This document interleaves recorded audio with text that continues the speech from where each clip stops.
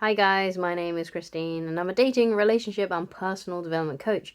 And today we are talking about when she ignores you, do not make this one mistake. So this is the worst thing you could possibly do if a woman ignores you, okay? And that is, the mistake is this, okay? I wrote it down so I could get it nice and clear to you. The mistake is this. So you keep on talking to her and trying to prove your worth. If a woman ignores you, okay, you should not continue talking to her or trying to talk to her and prove that you are not a nice guy, or you're not creepy, or you're not a stalker, or you're a great guy. You don't need to prove any of this to a woman, okay? And you shouldn't have to. If a woman, basically a woman that you deserve is a woman that is enthusiastic about you, that doesn't ignore you, that is interested in you. A woman that ignores you is not interested in you. So it's always best to just let her go, okay? And focus on other things. Focus on other things, on other women, and stop paying attention to this woman who has ignored you. So you don't want to keep on talking to her or trying to prove your worth to her, because for whatever reason, she doesn't care, because if she did, she wouldn't have ignored you. So you got to let her go. That's the only thing you can do, okay? So you want to move on. So this is what you need to do instead. When a woman ignores you, do this instead. So you want to move on immediately, okay? Like I said, you don't want to continue trying to talk to her, continue trying to prove your worth. She should be dead to you in your eyes, okay? Now, obviously, you might not be able to do this. You might be able to do that if you work with her, or if you go to school with her. But what you should do in that circumstance, if you can't walk away from this woman completely because she's in your life in some way, then what you need to do is this. So whenever you meet her, whenever you see her, you always want to be happy and positive and polite, but that's about as far as it goes, right? You may not even approach her. Don't even approach her. So like, let's say for example, you go to work with each other, right? If you happen to be in the same proximity, you can call over to her and say, "Hi, hope you're having a great day. How are you doing?" Something like that. But you don't want to walk over to her, because if you're walking over to her, then that's showing that you're chasing her and you're pursuing her. So you don't want to be doing that. So that's about as far as it should go. You should never just go up to her and approach her or anything like that, okay? And start trying a conversation with her. But obviously you still need to be polite and friendly, so just stay where you are and call over to her and say, "Hey, I hope you're having a great day," because maybe you're doing that to everyone. You're saying good morning to everyone when you get into work or something like that. Or there's other people around her that you happen to speak to, but you don't want to be ever following her around or chasing her or walking up to her. Let her do all of that now, because she's the one that ignored you, so she's the one that's got to start chasing you and start coming up to you. Okay, so that's what you should do when you can't really avoid a woman who has ignored you. Okay. But again, you should always be positive and light-hearted. You don't want to come across sad or mopey, or you don't want to start showing off and being overly enthusiastic around her either. You just got to be completely neutral, right? And it's not, it's about, because you don't want to come across like you're being mean or cold to her or anything like that. Because if you're doing any of those things, like being sad and mopey when she's around, or being overly enthusiastic, or being mean or cold, it shows that she's affected you. It shows that she's in control. She's controlled your mood. She's the leader. She's the leader of how you feel. And no one should have that control over you. How you feel is determined by you, and it doesn't matter who's in your environment. No one perturbs you. You continue on being the same person you've always been. You're going to continue to be happy. You continue to be positive.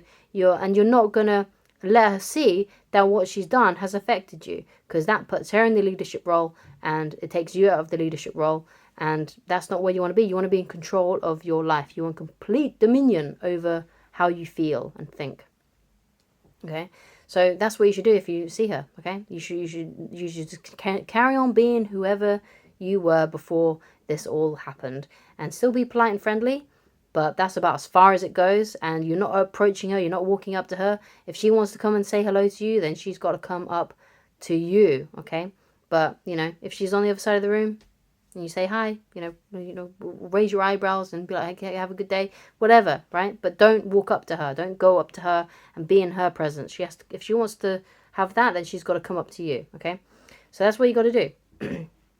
So another thing that's a really good, important thing that you should be focusing on is your calling in life. Now, I talk about this all the time, but this should be your highest priority. This should be the thing that you're most obsessed with, right? Not women or this woman that may have ignored you and rejected you. Your main focus in life should be your calling. That should be your most magnificent obsession, and that's what it should be. Like, it should be a magnificent obsession. So it could be like a side business that you've got. It could be sort of like maybe it's your fitness and your health. Maybe that's part of your calling. Maybe it's so you want to be an author and you've wrote a book, or it's basically this thing that you're just obsessed with. Maybe it's about becoming a more improved musician or something along those lines. Whatever it may be for you, it's going to be different for everybody. But you got to focus on your calling, that magnificent obsession, your calling in life. And the reason why I describe it as a calling is because it should call to you. You should be drawn to it. It's almost like in the night when you're alone and it's dark and you're drifting off to sleep. You should have something that like when you're just excited to wake up in the morning so you can work towards it. And so it's almost like it's calling out to you when everything's silent and your mind is quiet. It's this secret calling. That's one of the things that is happening to me. Like with my business, that's one thing. That calls out to me, that makes me want to work on it. My YouTube videos, it calls to me. Like I am drawn to it. I don't think I could ever see myself not doing what I'm doing right now. I will never stop uploading videos. Okay, the only way that could happen, because I don't want to retire. Like I'm only 32 right now, but most people will retire when they reach their, when they get into their 60s. It's probably going to be older than that when, by the time I reach retirement age, it's probably going to be more like 70 something. But I don't see myself retiring. The only way that I would have to retire is if I became mentally incapable of doing what I do anymore. Like if I got dementia or Alzheimer's or something, whatever it may be. I just was incapable of conveying what I want to convey on video. And when I'm coaching people and I can't coach people anymore, I have to physically or mentally not be able to do it anymore. But I don't ever see myself retiring because I'm that drawn to it. I love it that much. I want to do this so much. Like this is what I would be doing all day, every day, if I could. Okay, but it's not always possible. But it's what calls to me. It's what I want. It's what I've always wanted. I'm drawn to it as if I can't even control it, right? And that's what your calling should be. It's something that calls to you so much that you can't ignore it. Like it's always in the back of your mind. Like you should be doing this. You should be working on this. And it inspires you and it gives you goosebumps, right? That's what you got to find. You got to find there's something that's that powerful, and that's where you got to put most of your focus and attention on. And then when you're focusing more on your grand goal, your grand mission in life, this calling of yours, you're going to be more attractive to women because first of all, you're not obsessed with them. It's not your main priority. Your main priority isn't the teenage boy's priority, which is getting laid. Of course, it's not every teenage boy's thing, obviously, main priority, but for a lot of them it is. They want to get laid, they want to have those experiences, and that's their main priority. Their main priority is that. Okay, so your main priority has to switch. It has to be this magnificent obsession of yours. Okay, and if you're focused then on something else and you're not focused on getting laid or finding a girlfriend or getting into a relationship, it's more likely you're actually going to receive that because you're not obsessed with it and you're not needy and you're not clingy. Okay, and women can sense that. Women can sense when a man is not needy or clingy or obsessed with getting laid. They can tell. Okay, they can tell the difference between those men. Okay, and if you're a man who's most focused on his calling and he doesn't really care if he gets laid and he's not really that obsessed with getting into a relationship, you're more likely going to receive one. You're more likely going to get one. And it's all about and also you're going to be more interesting. Okay, you're going to be a more interesting person if your main goal in life isn't about sex and getting laid or getting into a relationship, because your main focus in life is about just this calling of yours. So whenever you speak to women and they ask you about what you like to do, you can tell them, and you'll just light up and you'll come alive, basically, because you've got this calling, this passion inside of you, this inspiration. And what they'll notice that you're different, because most people hate their job, hate those circumstances, complain all the time. But if you can sit there and just sort of like talk for like a few minutes about how excited you are about this project that you're working towards, this calling of yours, then you're going to appear more interesting, more positive, more lighthearted, more fun to be around than all these other guys that are probably miserable and just glued to their phones all the time and just miserable, essentially, right? So that's why you got to do it, right? And also, it should be what you want to do anyway. Your main purpose as a man should be your calling in life, not women, okay?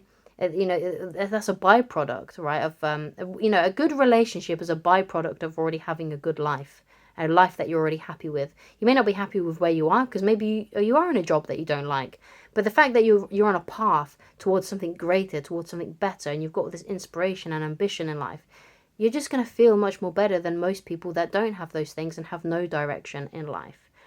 And if you have no direction, then any road can take you there, okay? There's some kind of quote like that, right? But if you have a goal and you have something, a vision, and you've got somewhere to aim for, then you're just going to feel, again, you're just going to feel much more better than most of the population, because most of the population don't feel that way about themselves and don't feel that way about a passion or something along those lines, or a calling. Okay, so that's what you've got to be more focused on. You're going to forget the women that ignore you. Who cares? Forget them. Forget them. If you're dating, fine. That's a good thing for you to be doing, but it shouldn't be your main priority. Like I said, your calling should be, but you should be just focusing. If you are going to focus on women, focusing on those that are enthusiastic about you, not the ones that ignore you. Okay.